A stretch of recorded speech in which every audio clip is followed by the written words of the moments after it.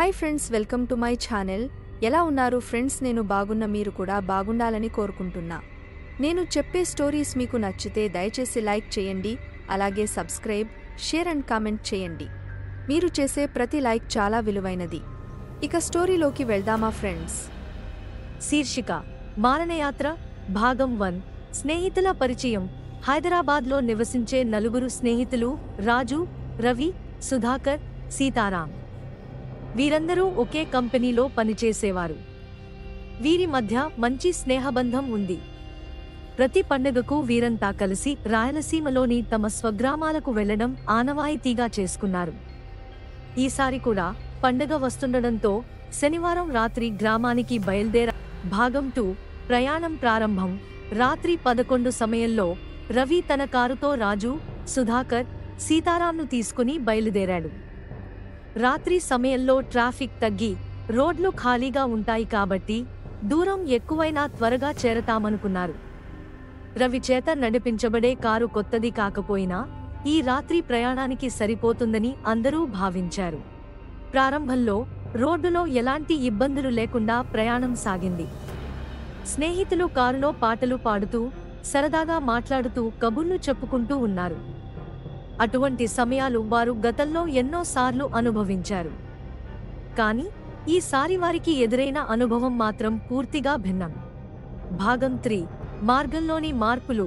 మధ్యరాత్రి 1:30 గంటల సమయంలో వారు రాయలసీమ ప్రాంతంలోకి ప్రవేశించారు. వాతావరణం చలి కారడానికి సరిపోయింది. రోడ్డు మీద చిన్న చిన్న పంట పొలాలు, చెట్లు మంచుతో కప్పబడి కనిపించాయి.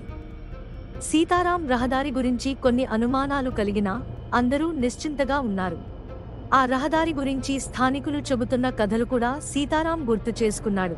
కానీ అందరూ అటువంటి కథలను పెద్దగా నమ్మేవారు కాదు. రవి కూడా ఇక్కడ ఉండే మార్గం వేరే లేదు, అదే వెళ్లడమే మంచిది అని అన్నాడు. అందరూ ఆ మాటకు అంగీకరించారు. భాగం 4. వింత పరిసరాలు. వారు ఆ రహదారిలో కొంత దూరం ప్రయాణించాక అక్కడి వాతావరణం ఒక్కసారిగా మారిపోయింది. రోడ్డుపై విరిగిపడిన చెట్లు, రాళ్లు, ఆచిరింతలతో కూడిన దారులు కనబడడం మొదలైంది. కారులోని వాళ్లందరికీ కాస్త భయం పుట్టింది, కానీ అది పెద్దగా బయటపెట్టుకోలేదు. ఇది సాధారణమే అని రవి అన్నాడు. భాగం 5. టైర్ పంచర్ అవడం. రాత్రి 2 గంటల సమయంలో ఆకస్మికంగా కారు టైర్ పంచర్ అయింది.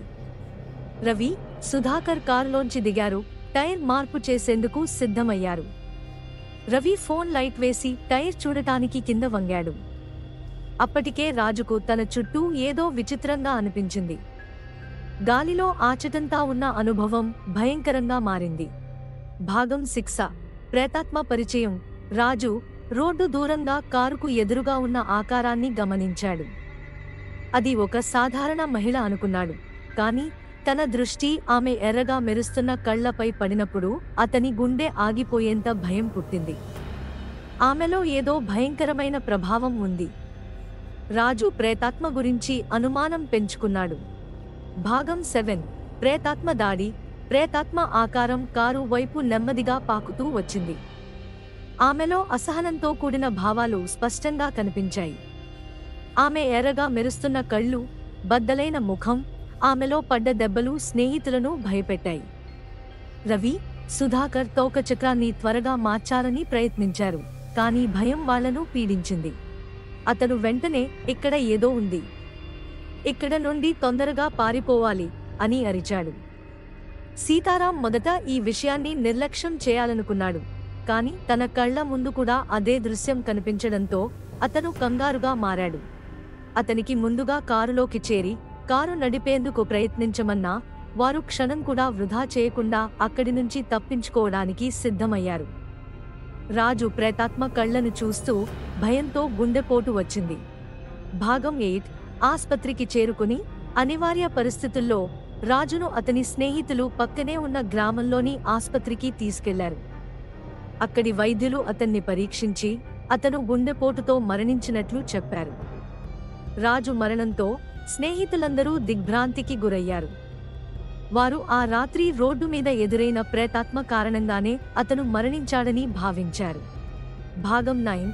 వృద్ధుల కథనం. రాజు మరణంతో ఆ ప్రాంతంలో ఉండే వృద్ధులు కూడా వారి అనుభవాలను చెప్పడం ప్రారంభించారు.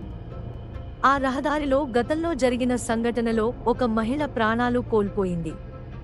అప్పటినుంచి ఆ రహదారి ప్రేతాత్మతో పాటు భయంతో కూడుకున్నదని చాలా మంది చెబుతారు అని ఒక వృద్ధుడు చెప్పాడు. భాగం 10 స్నేహితుల జీవితం మార్పు. ఈ సంఘటన స్నేహితుల జీవితాలను పూర్తిగా మార్చేసింది. రాత్రి సమయంలో ఆ రహదారిని తిరిగి ప్రయాణం చేయాలని వాళ్ళు ఎన్నటికీ ఆశించలేదు.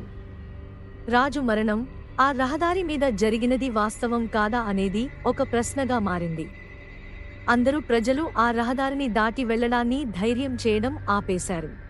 సారాంశం: ఈ కథ రాజు మరియు అతని స్నేహితులు ఎదుర్కొన్న భయంకరమైన అనుభవం గురించి. నిజ జీవితంలో జరిగిన ఈ సంఘటనతో ఆ రహదారి మీద రాత్రి వేళల్లో ప్రయాణించడానికి ఎవరూ సాహసం చేయరు. భయంకరమైన వాతావరణంలో జరిగే ఈ కథ ఆహ్లాదకరమైన జీవితం ఎలా మారుతుందో వివరంగా చూపిస్తుంది. Thank you so much friends. కొత్తగా ఎవరైనా చూస్తే please subscribe, share and comment చేయండి.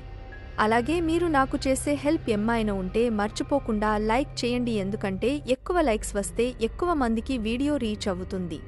అంతే, మళ్ళీ ఒక ఇంట్రెస్టింగ్ స్టోరీతో కలుద్దాం. Bye friends.